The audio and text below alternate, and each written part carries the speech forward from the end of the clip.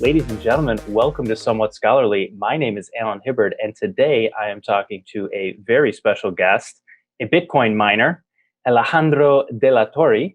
Alejandro, welcome to the show. How are you doing today? Hey, Alan. Thanks, Sam. Doing well. Thank you. How are you? Good, good. I am fantastic. And where in the world are you at this very moment? I'm in Costa Rica. Costa Rica. Ah, nice. Is that where you're Yes, from yes. originally, or what brings you there?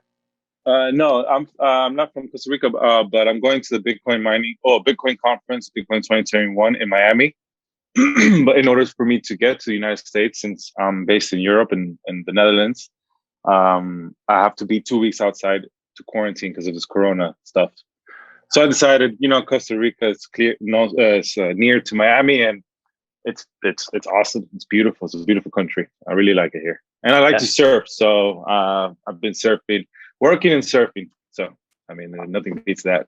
yeah. I guess that's not a bad place to be. Then I can think of a lot worse ones. Awesome, Yeah. man. Yeah. So Bitcoin conference, I'm thinking about going. I haven't decided one way or another, and I'm in Florida. I could just drive to Miami. It's only like 5 hours for me. So Go. should I just go? I don't know what I'm like. Yeah. Go. What are you talking about? That's all. Everyone's flying from across the globe to go there. So you Yeah. should go. Yeah. I have to be in Costa Rica. My colleagues in China have to go to Malaysia for a couple of weeks. Everyone's moving around the globe. I have friends in Mexico, Dominican Republic, Barbados, Aruba, Curacao. Everyone's flying to the Caribbean, Mexico, around here, Canada, a couple people. So Jeez. come on, if you're just down the street, you should just go. Yeah. Oh man. Okay. Yeah. It's making it real tempting. I know there's gonna be some big people there. Anybody who's anybody is gonna be there. So awesome, man. Well, let's talk Bitcoin mining because I know Sure. you're a big miner. So what is your affiliation with mining? Of course. So I am vice president of Poolin.com. Poolin is a mining pool. So miners, mining farms connect to us. We have around, I think last time I checked, which was this morning, was 13% of the Bitcoin network goes through us. So I think that's like third, but it vacillates between two, three. Sometimes we get first spot, but it changes according to many reasons. But yeah, so mining farms connect to us. We mine Bitcoin. We also mine other cryptocurrencies, Ethereum, Litecoin, etc., Zcash. Um, and we provide mining financing, so miners can collateralize their Bitcoin. Sometimes they can collateralize their machines, and we can give them loans, or they can. We have a whole set of financial products for miners. We're the first mining pool to provide to provide financial support to miners in that way. And we just started. Well, not just started now. It's been a couple months already. We created synthetic mining on DeFi. It's called the Mars project. So it's essentially synthetics. One of these tokens represents 1 terahash of Bitcoin. We have two tokens. One of them also, the other one represents 1 megahash of Ethereum mining. You stake it and you earn the rewards. So it's the easiest way nowadays and it's the easiest way that's ever been created till now to get into the mining game. Oh, that sounds pretty fantastic. Because I mean, ever since I've been in Bitcoin, everyone's saying like you got to get in, you got to start mining, and then you get another percentage of the population that says it's too late, it's not profitable anymore.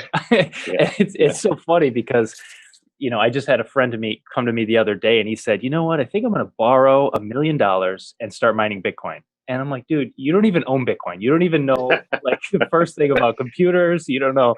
So it's I don't know. To me, it seems like a kind of a wild west. Like there's just so much potential. And you got to be a certain kind of person to thrive in that environment. But obviously, many people do. So what? I mean, it's kind of a dumb question, but is it profitable? I mean, it must be. But like, Yeah. how do you think about the profitability? Is it just in terms of dollars and cents, or is it also like personal growth, building a resume, building a brand, building a community? Like, do you think about all those things, like when you think about, what you're going to do with your time? You talking about me? Asking maybe me personally, Yeah. or okay. Well, yeah, the mining is profitable 100%. I don't well, I do have one S9 in my friend's office in the Netherlands that we play around with. We just like do all sorts of crazy stuff with that machine. Aside from that machine, I don't mind. But for me, this whole entire my career in the mining industry has been good. It's been very fruitful. It's challenging, and but I like it. I like challenge. But it's not. If anyone listening is trying to get into this industry, I would say that the mining industry is a good place to start. Of course, you have to have some sort of affinity to Bitcoin, or to any other cryptocurrency that you want to, if you're into that. Also, some sort of hardware knowledge, understand what chips are, understand, a bunch of the hardware. So I've always loved hardware. I built my own computer since I was like, I don't know, 11 or something. So I've always loved hardware. It's fun. It's easier than programming. So, but it's very interesting. So you gotta like those things. And it's definitely, I don't see mining, the Bitcoin industry as a whole is growing very quickly. And I don't think it might lag sometimes in the future, right? It might not go like how it is now because we're in a bull market, but the mining industry is going to continue to grow. Bitcoin's going to continue to grow.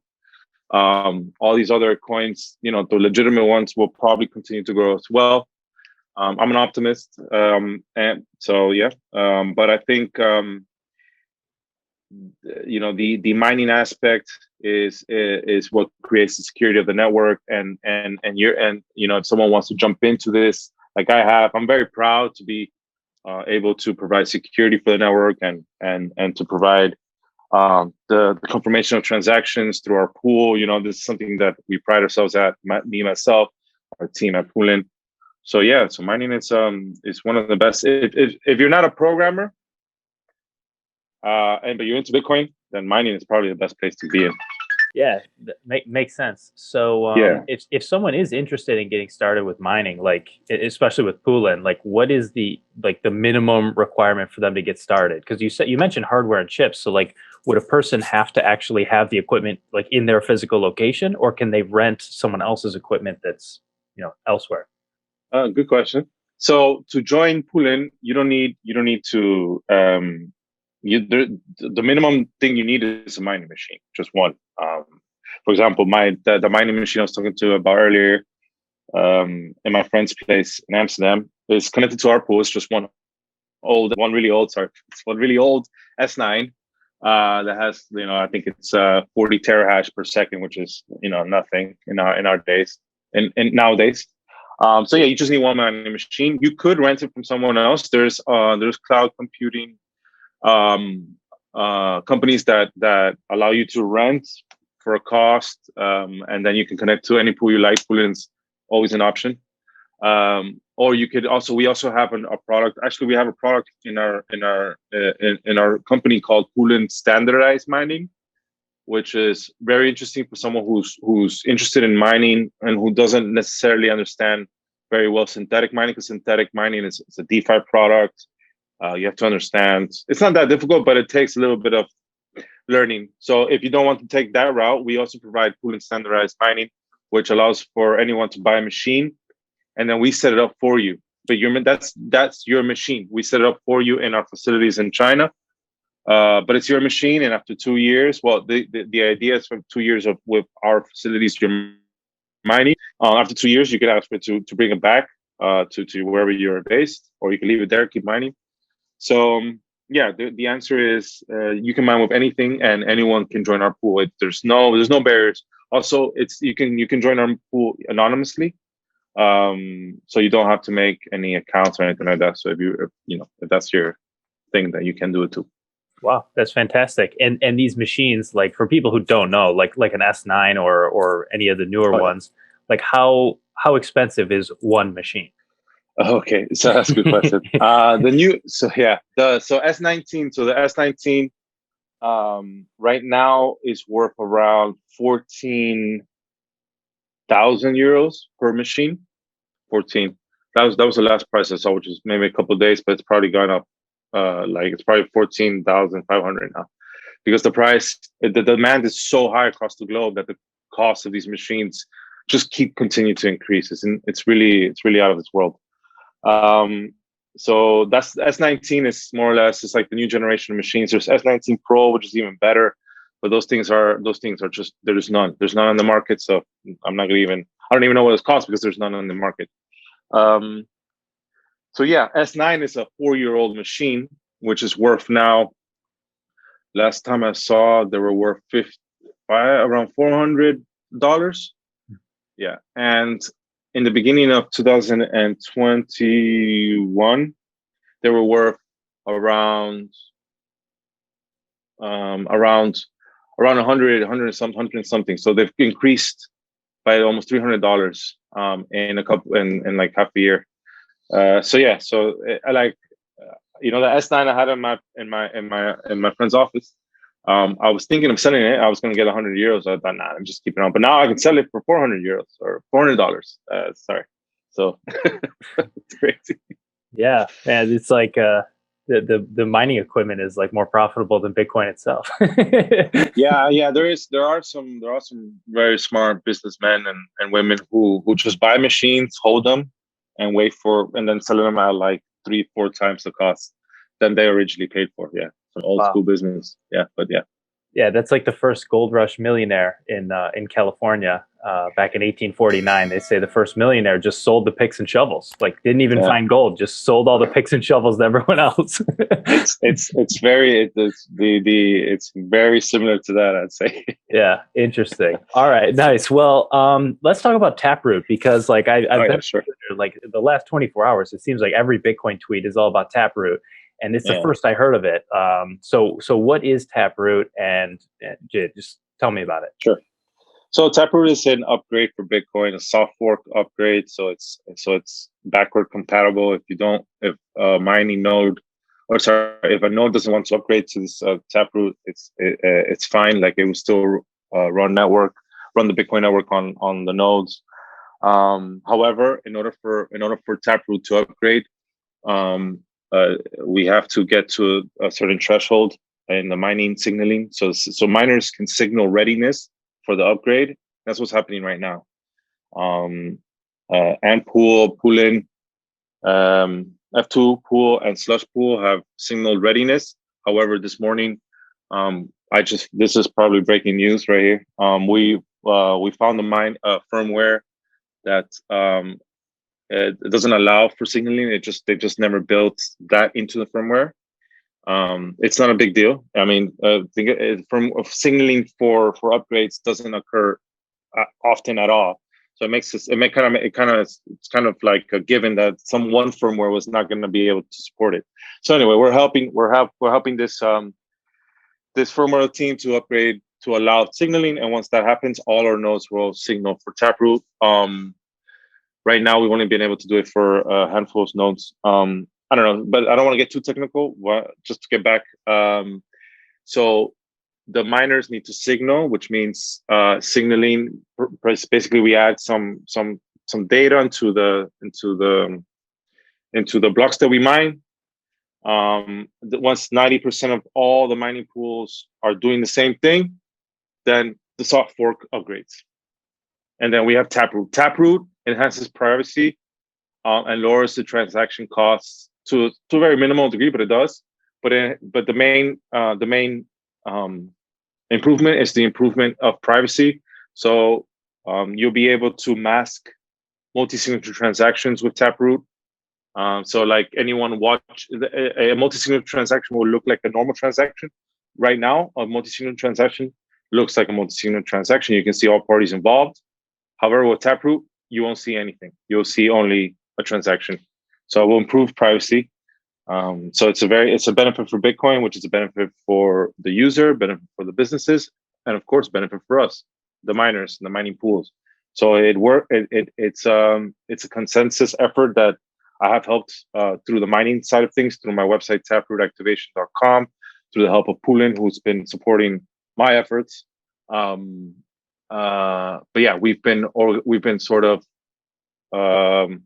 trying to find consensus through the mining pools, and now we're signaling. So there's a 10 difficulty epoch window time frame in order to signal. we won't be able to reach the first one. First one's almost done. That's fine. It's also another thing to understand is that the signaling started when there was a holiday in China, and Chinese holidays are very far in between. And so the Chinese they go to their families and their villages. You know, China's huge; it's a very big country.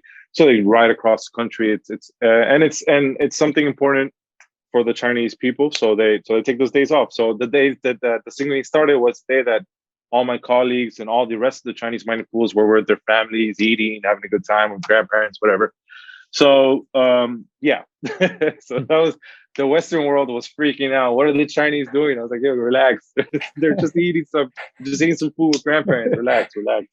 What a crazy day. But the mining pools are now back signaling. The Poolin is signaling and pool signaling. There's some small things to fix, like the firmware. But yeah, I expect. I'm an optimist, and I expect it to happen. I expect Taproot to be activated through the miner activated soft fork. It's called AMSF. I think it's going to happen because I did the before this signaling started, taprootactivation.com. I asked all the mining pools in China and across the globe if they were willing to if they were happy with upgrading to Taproot, and I think it was like around 90% said yes, 91%, which is exactly what we need. So I'm confident it's going to happen. Awesome. Is there a reason that someone wouldn't want to upgrade? Like someone who understands like all the software and all the implications, and then they say no. Well, yeah, that's a hard question to answer. I don't see. It's not a contentious upgrade because there's no real. It's just basically it's just upgrades privacy, and I think everyone thinks that's Bitcoin. So I don't think there's going to be a contention. There hasn't been any contention till now, and we've been discussing Taproot. I don't know how long. It's been years already. So I don't think it's going to happen at the last minute, but you never know. But again, I don't think it's going to. I don't know. I don't see any reason for it to. That's my answer. Cool. Yeah, I was just curious because I'm not much of a coder, so I don't know like all the implications and so forth. Don't worry, I've been working on this for years, so it takes time to understand. All right, I trust you. I trust you with my Bitcoin. No. No, don't do that. Don't do that. Your keys, your coins. Yeah, that's right. I'll keep the keys, but you do the mining software. All right, cool. Yeah. So you mentioned it was a soft fork, and so for people who don't know, like, and you also mentioned the word contentious. So like contentious, if I understand it, it refers to a contentious hard fork, and a hard fork is like that's when we get like a new coin. That's like Bitcoin Cash versus BSV. And that type of thing, if I understand it correctly, right? So you're saying there's pretty much no risk of like we get Bitcoin and Bitcoin Taproot, and now there's two coins and it's chaos, right? There's no way that can happen because it's not a hard fork; it's a soft fork. Is that right?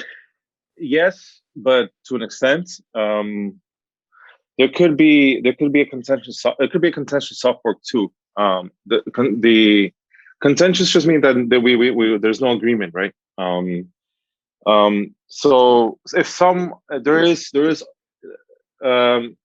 other clients that can be used to upgrade to soft forks, to upgrade to Taproot soft fork, and I don't think it's a big issue right now. Hard forks is where, in the past, how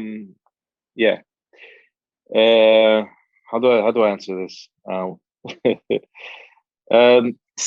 Yeah, look, SegWit was a soft fork as well as contentious. There was contention in the upgrade, and that's where Bitcoin Cash came from. So it doesn't necessarily a contentious. So a new coin can be created through a hard fork or a soft fork. It doesn't really matter. Hard fork, the only real difference between hard fork and soft fork is that hard fork really requires all nodes to upgrade. Otherwise, the ones that don't will create their own coin even if they want to or not, you know.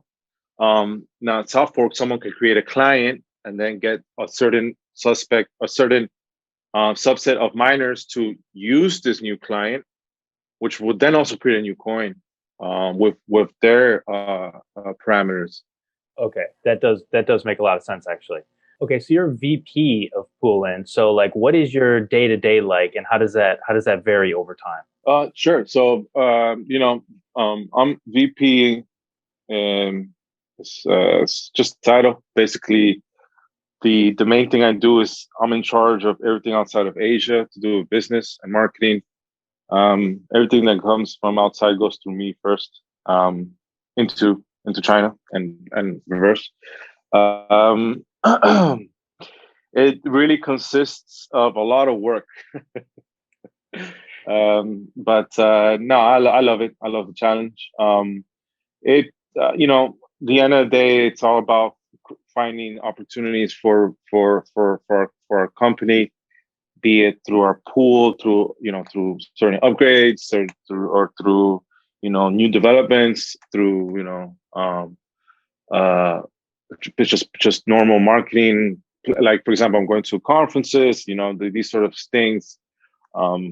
Speaking in these conferences, also setting up with what's going on in the day to day of this, the Bitcoin world and cryptocurrency world in general. Keeping tabs on everything, just to make sure that our company, is successful. And um, you know, it's been going well, uh, and I look forward to the next couple of years. Awesome. So yeah, I don't know actually where is the headquarters for Poolin? Like, what country is it based out of, and has that changed in the past? Have you guys ever changed locations, and do you anticipate you may need to change locations based on crypto laws and that type of thing? Our headquarters is in Beijing, China. We have offices in Singapore, Berlin, where I was based before.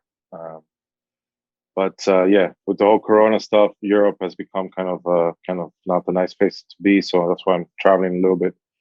I do not foresee an issue with laws in our headquarters in Beijing. I don't see it. There has been, of course, if you've read the news, you've heard that some mining sections of China are now becoming a little bit less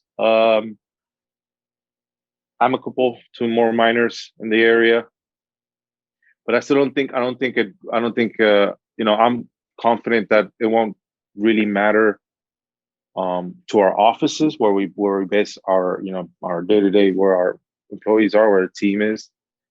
Um, However, of course, we have offices or in Singapore, we have offices in Berlin. So I mean, it's not really, we're prepared for any issue we have. We look at every single thing we do, but we look at it through every single angle we can possibly think of. That's why we have people from all over looking at everything we do, just to make sure we're bulletproof. Yeah, that makes sense. Something I don't understand, because I actually don't watch the news too much. Something I don't Good, me understand. neither. Yeah, It's a waste of time. yeah, in so many ways, it's unbelievable. But something I Yeah. don't understand is like, what are the laws in China? Because I know I think I know that they outlawed ICOs back in 2017. I Or don't know anything about that. you I what? don't know anything about that. I don't know Like, anything about ICOs, so oh, don't ask me about that. okay, okay. And I know at different times, I could have sworn like mining Bitcoin was illegal and then it wasn't, or Yeah. owning Bitcoin or something. I can't keep track, but obviously the biggest Yeah. mining pools are in China. You guys are based out of Yeah. China, so is crypto okay there? Like, Yes, crypto's fine. Crypto's fine. It's a lot. There's a lot of FUD, fear, uncertainty, and doubt. Um, Someone somewhere says, takes something by a local, like in China, each village, each town, each city has their own like local government and with local officials.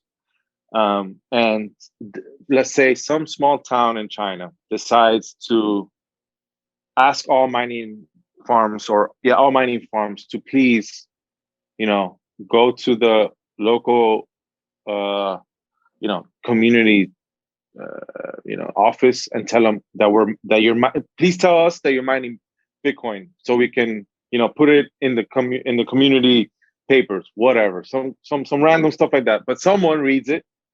That's exactly what happened. This is exactly what happened not too long ago. someone reads it and takes it out of proportion and says all mining farms, all in China, are now required to sign into the government, the CCP.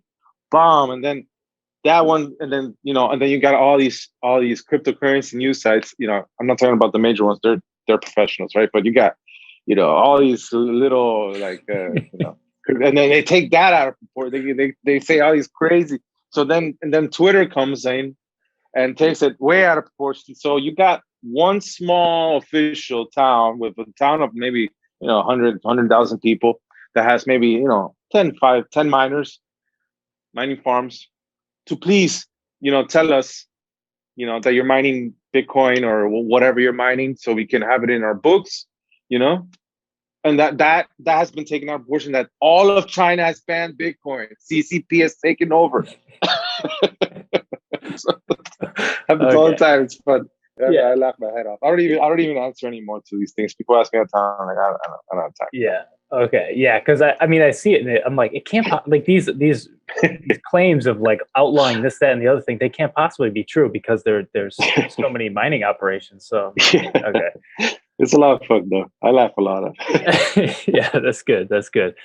Okay, nice. Well, I gotta ask you about something else, because when people think Bitcoin mining, they think destroying the planet, right? Because of all the energy use and all that stuff. And to me, like my gut reaction is like I don't think so, right? Like I look outside. I mean, I don't think we're ruining the planet with Bitcoin or really any energy consumption. But I'm open to being convinced otherwise. Like I'm open to hearing that argument. Like, oh, excessive energy use is bad. So I don't know, where do you stand on the issue, and what's the type of energy that Bitcoin miners are actually using? What percent is renewable versus not, and so forth. That's a question I get all the time.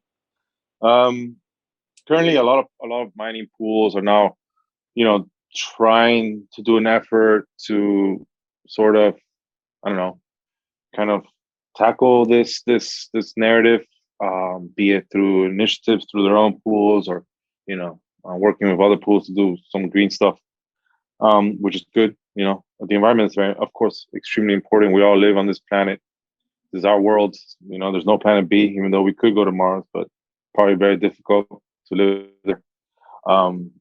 So yeah, I do understand that we have to take care of the environment, and Poolin is behind that, right? We want to of course make sure that what we're doing is good. So a lot of the mining takes place across the globe near hydroelectric power plants. Hydroelectric power plants, they produce a lot of electricity, and if the electricity is not being used, what the hydroelectric power plants do is shoot the electricity into the ground, so it's wasted. You can't turn off a hydro plant. You can't just say no more. It has to be running. You can lower possibly the amount of water that goes through it, but you cannot turn it off completely. So in China, a lot of a couple 20 years ago, something like that, the government decided that steel factories was the way to move China forward. So they built a lot of hydroelectric power plants across the country, and some of these hydroelectric power plants and some steel factories came into play, and they used the electricity, because a steel factory requires a metric ton of electricity. It's a lot of electricity. So some steel factories came and used electricity. However, not all of them came to these faraway hydro plants in the middle of nowhere in China.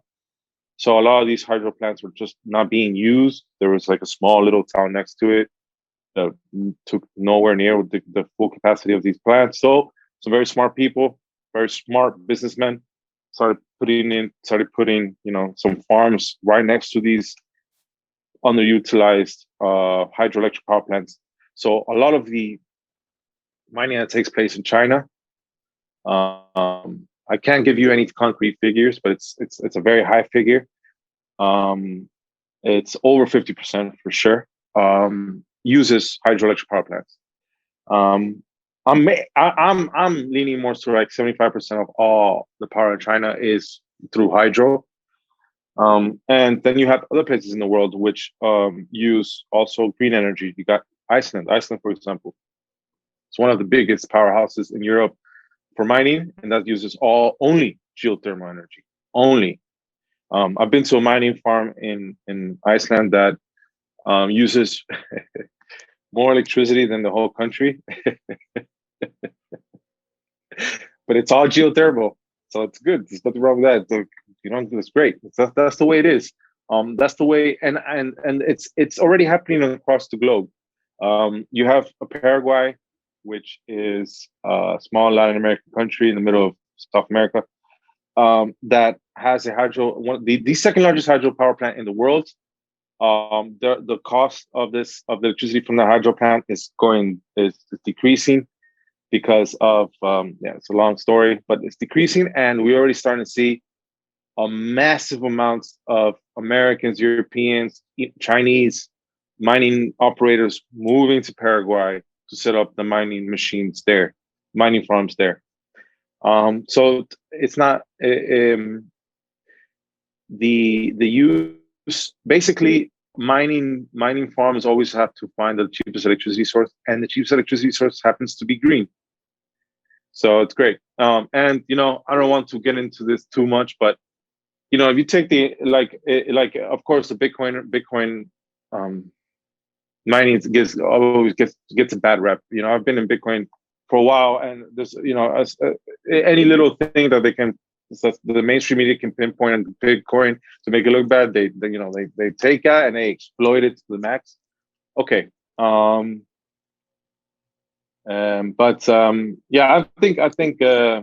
think if you take a look at how much electricity banking infrastructure uses, how much the military uses, right? You can of course you can take electricity source from any corporation, any type of industry that humanity partakes in, and see, that's a lot of electricity. Yes, it is a lot of electricity, but it's necessary. I believe it's necessary. Bitcoin is a financial tool not governed by any one source. So I think it's a freedom that we're provided with, and I think it's extremely important to continue mining. Hopefully, it's already green. The grand majority is already green, and hopefully it'll be even more green in the future. Government helps. Governments, like if the government tries to make green more efficient in their own country, then that's going to lower the cost of green electricity, which will then equate to more green mining. So we all have a part to play. Yeah, that's awesome. I mean, it's great, and that explains why Andreas Antonopoulos has said that Bitcoin mining is actually subsidizing a lot of green energy projects that weren't profitable, like you said, because you can't turn off hydroelectric. You got to keep it running, and if you have an excess, you just got to waste it. You just blast it into the ground. But he said that Bitcoin comes along basically, and these savvy businessmen essentially turn an unprofitable project into a profitable one by just introducing capitalism. I know, right? You can't stop it. It's going to happen. Bitcoin is the most capitalistic venture out there. It's a beautiful thing. Yeah, it's amazing. Not only how it was birthed into the world, capitalistically, but of course how it's adopted and how it grows and evolves. And I mean, it's so beautiful to watch and be a part of. I can't imagine. I regret not getting started earlier. For me, it was it's okay. It's okay. You're early already. You're early still. Yeah, I know, it's crazy. I keep telling my friends, I'm like, dude, don't watch the football game or whatever. Just read about Bitcoin. You gotta come on, do something. They'll come around. Yeah. I've learned to stop forcing people. It's just it'll happen when it happens. And you almost don't want people getting in before they're ready, because then they make mistakes that are just painful, whether they're financial or something else. So definitely, yeah. That's cool. So so Bitcoin is awesome, but you guys at Poolin, you mine all sorts of cryptos. We're awesome too. Yeah, I believe it. So what else? What other cryptos are getting you excited? What are some of the more popular ones that people like to mine, or coins that you personally are super interested in and you have your eye on? Well, Poolin mines Ethereum now. Poolin's been mining Ethereum for a while now. We lowered the cost of our fees, so now our fees are much lower than the industry average. We have anonymous Ethereum mining as well. we set up a host of international nodes for Ethereum mining. So we're pushing hard on the Ethereum mining. It's been very profitable for miners, as you probably know, as viewers probably know as well. So yeah, Ethereum, Poolin is looking at, of course, it's a business. We're a capitalist, capitalism, and Ethereum is making money. So we're gonna provide as many services in order to gain in this bull market, in this Ethereum bull market that we're seeing now. And I think that DeFi stuff is also really cool. I mean, it's basically creative finance. You got people doing all sorts of, some of them brilliant, some of them a little bit not too wonky, some of them are scams. Of course, you have to be very careful with everything you do in crypto, especially DeFi. But there's some brilliant stuff out there. Decentralized exchanges like Uniswap, SushiSwap, all that stuff. That's cool stuff. I mean, I think it's really cool. I'm a Bitcoiner through and through, but I don't mind the other cryptocurrencies. I've always said it since the day I started. What's wrong with other cryptocurrencies, right? It's an open industry. I mean, I don't like none of that. I don't like that closed mind mentality. And in any case, and privacy coins are also pretty interesting. I haven't checked in a while, but we are the largest Zcash miners, if I'm not mistaken. I have been for probably like a year now. So Zcash is cool. Zcash is doing some cool stuff. But anyway, I accept all cryptocurrencies that are not scams and they're doing cool stuff. More power to them. And if Poolin can somehow help and also make a penny off of these systems, then we'll be there. Nice. So if people are interested in mining like some altcoins, but they don't want to buy a $14,000 Bitcoin miner, can people start? Are there different coins that people can mine just using like a laptop or some like, kind of like an old PC they might have lying around? Is that possible, or is it not really possible anymore? It's a good question. So it is not possible. No, it's not possible. Any coin that is worth anything has ASICs, or ASICs means application specific integrated circuit, ASIC. And what it is just a microchip that does one thing very well. In this case, mine Bitcoin. Bitcoin uses the algorithm SHA-256. Some other coins use the same algorithm, so you could actually take a miner that mines Bitcoin and mine the other coins with the same algorithm, like BCH, BSV, a bunch of other Bitcoin Gold.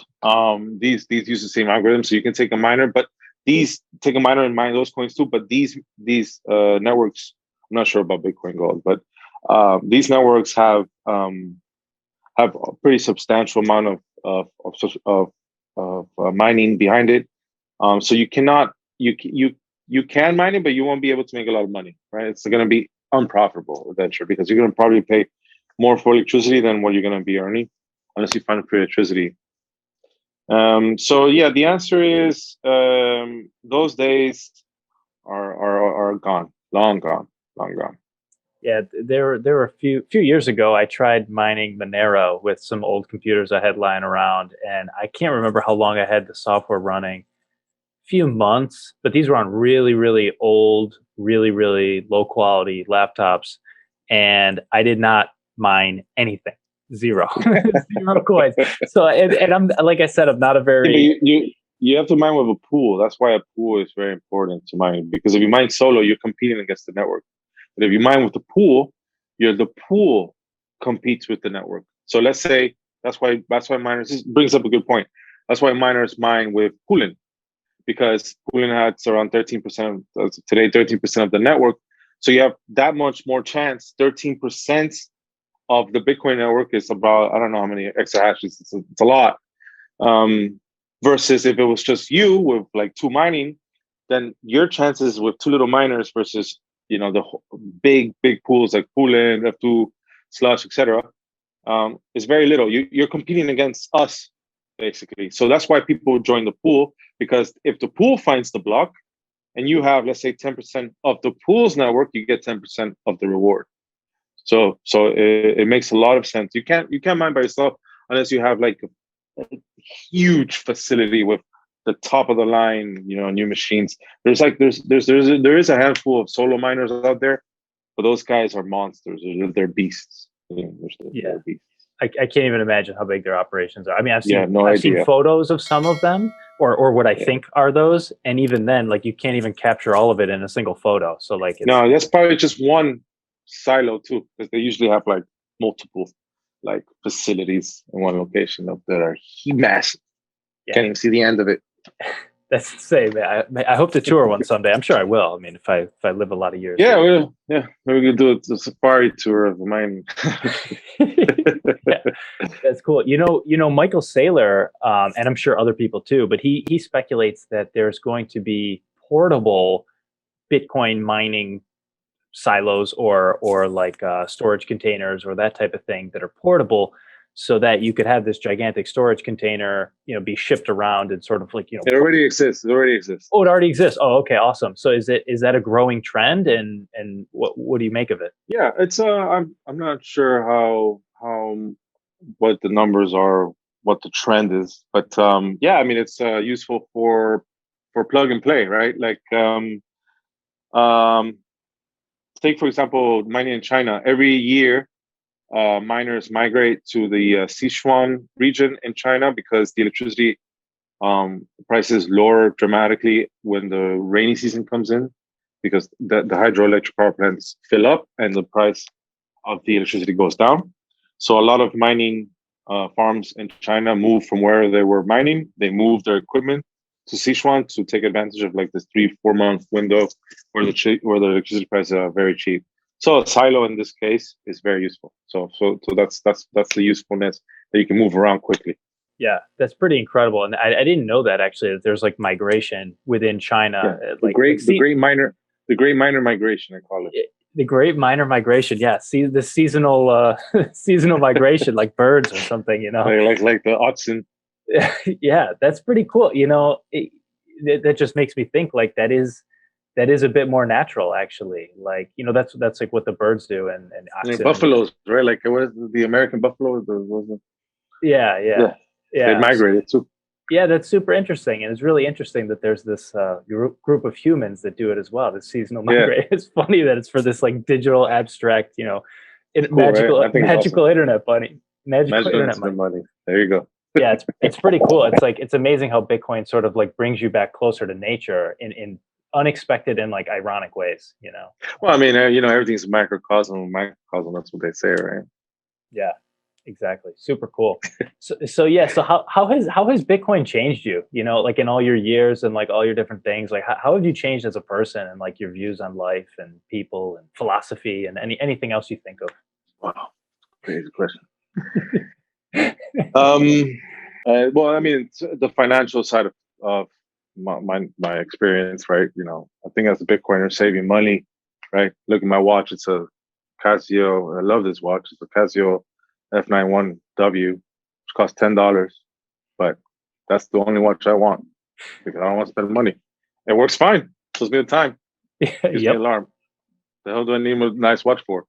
So like that's because I've learned over the years say how to save money, and Bitcoin kind of teaches you about money and how to manage your own finances and stuff. So that's been very fruitful for me, and I'm sure for many people who are in Bitcoin. Philosophy wise, I mean, I got into Bitcoin because I was already sort of kind of in that direction of the philosophy and freedom and not being told what to do. I don't like being told what to do. I think every single human being has the ability to be free, and Bitcoin is a tool that allows us to do that. So I was already kind of in that, but I'm just now deeper in the rabbit hole, I guess I should say. Yeah, I mean, it's brought me a good career, so that's good, right? My mom and dad are proud, I guess. Yeah, that's an important thing, right? You got to make your parents proud. Yeah, they're happy, so I'm happy. That's good. That's good. Nice. Yeah, I definitely resonate with that. I mean, for me, it's been a lot of the same. It's like saving money, spending habits, and it seems like so many aspects of my life have been improved, like friends, family, relationships, even my like relationships with strangers on the street. It's like, I feel like I have less stress in my life, and I'm just more open, just like a more open person. So. Yeah. it requires critical thinking in order to get into Bitcoin in the first place, right? You need to think for yourself, sort of. You need to, because the mainstream media, all right now, it's mainstream media narrative is changing a bit, which is good, I guess. So they're kind of warming up to Bitcoin. But in the past, Bitcoin was criminal and only for drugs and stuff. So you had to actually take that and look into it yourself. You had to actually read and research it and think for yourself. So, it takes some critical thinking involved. And I think critical thinking is very important. And it's just in this day and age even more. Yeah, I totally agree. It's a scarce commodity, critical Yeah, thinking. unfortunately. Yeah. Nice, man. So assuming that Taproot is activated and it goes smoothly and that kind of thing, what's sort of like your main focus next? Or is there one, or is it kind of a whole bunch of different things? It's a whole bunch of different things. But one next thing that I'm going to be pushing is more green initiatives. Something green is going to happen with our pool. So stay tuned for that. It's gonna be interesting, and of course all these conferences and whatnot. But yeah, there's a whole list of things I'm working on. All right, cool. And so if people want to get in touch with you and follow what Poolin is doing and all that kind of stuff, is Twitter the best place, or yeah, website? Twitter, yeah. So please follow me on Twitter. It's Bit Entrepreneur, ENTRENPEUR, Bit Entrepreneur. And of course, if you're a miner and you're listening, and you would like to join our pool, you can, and you have a good farm, a big farm, or even if you have a small farm and would like to speak to me or to anyone on our team, you can reach out to me through Twitter or support@poolin.com. You can also reach me at alejandro@poolin.com. I'll be more than happy to answer any of your questions. And please join our pool. We'll give you a good fee. And if you want to get into the synthetic side of mining, or if you want to own your own mining rig and set it up with us, just check out mars.poolin.fi, Mars Project on Twitter. It's synthetic mining, so it's the easiest way to get into mining. Awesome. And I'll try to get all those links, put them in the description so everybody has them all. And nice, man. Thank you so much. I appreciate the time. I know you are super busy, so I'll let you get back to it. Thank you so much. Oh, man. Thanks, Alan. Thanks a lot. Everyone like and subscribe. Thanks, Alejandro. All right. See you, man.